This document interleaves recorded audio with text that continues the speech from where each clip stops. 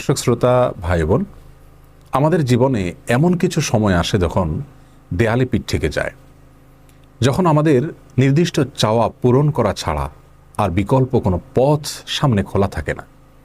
এ ধরনের পরিস্থিতিতে আল্লাহ রাব্বুল আলামিনের কাছে আমাদের মনের একান্ত কামনা বাসনাগুলোকে পূরণ করবার জন্য একটি বিশেষ পথ বাতলেছেন আমাদেরকে প্রিয় নবী সাল্লাল্লাহু আলাইহি ওয়াসাল্লাম, আর সেটি হলো ইসমে আযম। ইসমে আযম মানে হলো মহান নাম। আল্লাহ রাব্বুল আলামিনের এই ইসমে আযম তথা মহান নামের মাধ্যমে কোনো কিছু চাওয়া হলে তিনি সেটা পূরণ করেন। এই নামের মাধ্যমে আল্লাহকে ডাকা হলে তিনি সেটাকে সাড়া দেন। এ মর্মে নবী আলাইহিস সালামের অনেকগুলো হাদিস রয়েছে। অনেক উলামা একরাম ইসমে আযম সম্পর্কে বলেছেন যে এটি হলো আল্লাহ রাব্বুল আলামিনের যে মূল নাম আল্লাহ, সেটি তার অনেকগুলো গুণবাচক নাম আছে। তমধ্যে থেকে আল্লাহ রাব্বুল আলামিনের যে মূল নাম আল্লাহ, এই আল্লাহ এই নামের মাধ্যমে আল্লাহ রাব্বুল আলামিনকে ডেকে যদি বান্দা কোনো কিছু চান কায় মনোবাক্যে অন্তরের গভীর থেকে, তাহলে সে দোয়া আল্লাহ রাব্বুল আলামিন অবশ্যই কবুল করেন।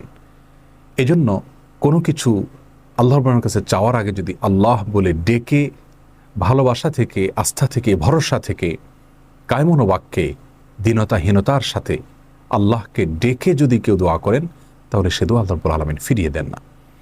ইসমে আযম সম্পর্কে আরও নির্দিষ্ট করে আমরা নবী আলাইহিস সালামের যে হাদিসটি দেখতে পাই, সেটি তিরমিজিতে বর্ণিত হয়েছে, আরও বিভিন্ন হাদিসের কিতাবে বর্ণিত হয়েছে। সেই হাদিস সম্পর্কে বিশ্ববিখ্যাত হাদিসবিদ হাফিজ ইবনে হাজার আল আসকালানী রাহিমাহুল্লাহ ফাতহুল বারীতে লিখেছেন যে ইসমে আযম সম্পর্কে সবচেয়ে বিশুদ্ধতম হাদিস হলো এটি।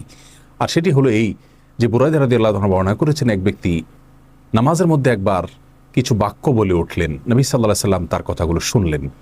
তিনি বলে উঠলেন, আল্লাহুম্মা ইন্নী আসআলুকা বিআন্নী আশহাদু আন্নাকা আনতাল্লাহ লা ইলাহা ইল্লা আনত আল আহাদুস সামাদ আল্লাযী লাম ইয়ালিদ ওয়া লাম ইউলাদ ওয়া লাম ইয়াকুল লাহু কুফুয়ান আহাদ। তার মুখে এই বাক্যগুলো শুনে নবী আলাইহিস সালাম বলেছেন, নিশ্চয়ই এই লোকটি ইসমে আযম পাঠ করেছে। ইসমে আযমের মাধ্যমে আল্লাহ রাব্বুল আলামিনের কাছে কোনো কিছু চাওয়া হলে তিনি সেটা ফিরিয়ে দেন না। এর মাধ্যমে আল্লাহকে ডাকলে তিনি অবশ্যই তাতে সাড়া দেন। এই হাদিসের ভিত্তিতে অনেক মুহাদ্দিসিন ইকরাম বলেছেন এটি হলো সেই দোয়া যেটাকে ইসমে আযম বলা হয়, যার মাধ্যমে এটি পাঠ করার পর আল্লাহর কাছে কোনো কিছু পেশ করলে সেটাকে অবশ্যই আল্লাহ তাআলা পূরণ করেন। মনের যে কোনো ভালো আশা আল্লাহ তাআলা পূরণ করে থাকেন। দোয়াটি আবারও বলছি, আল্লাহুম্মা ইন্নী আসআলুকা বিআন্নী আশহাদু আন্নাকা আনতাল্লাহ লা ইলাহা ইল্লা আনত আল আহাদুস সামাদ আল্লাযী লাম ইয়ালিদ ওয়া লাম ইউলাদ ওয়া লাম ইয়াকুল লাহু কুফুয়ান আহাদ। যার অর্থ হলো, হে আল্লাহ, আমি আপনার কাছে প্রার্থনা করছি এই মর্মে যে, এই জন্য যে, এই ভিত্তিতে যে আমি সাক্ষ্য দেই আপনি আল্লাহ, আপনি ছাড়া সত্যিকারের কোনো মাবুদ নেই, আপনি কারো মুখাপেক্ষী নন, আপনি একক, এবং আপনি কাউকে জন্ম দেননি, আপনাকেও কেউ জন্ম দেয়নি, এবং আপনার সমকক্ষ আর কেউ হতে পারে না। এই বাক্যগুলো পাঠ করে আল্লাহর বড়ের কাছে কোনো চাওয়া পেশ করলে তিনি অবশ্যই সেটি পূরণ করেন। কেউ যদি অত্যন্ত সংক্ষেপে ইসমে আযমের মাধ্যমে দোয়া করতে চান, তাহলে তিনি আল্লাহ রাব্বুল আলামিনের প্রতি আন্তরিকতা, ভালোবাসা, শ্রদ্ধা, বিশ্বাস, ভক্তি এবং ভরসা রেখে আল্লাহকে ডেকে ডেকে মায়ার সাথে, মমতার সাথে আল্লাহর অনুগ্রহগুলোর কথা স্মরণ করে আল্লাহকে ডেকে ডেকে তার মনের চাওয়াগুলো পূরণ করবেন। এটা হবে ইসমে আযমের সবচেয়ে ছোট ভার্সন।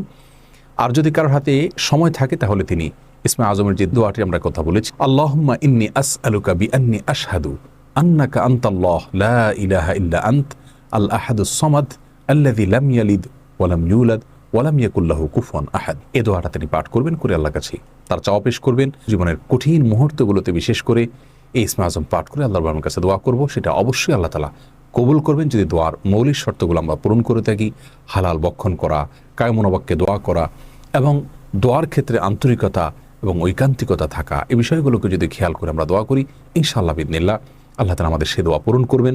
কোনো কারণে সে দোয়া যদি পূরণ হতে আমরা না দেখি, তাহলে সন্দেহাতীতভাবে আমাদের বিশ্বাস রাখতে হবে এটা পূরণ এই মুহূর্তে না হওয়ার মাঝে আমাদের জন্য কল্যাণ নিহিত আছে। আল্লাহ তাআলা এর বিনিময়ে আমাদেরকে আখিরাতে দিবেন।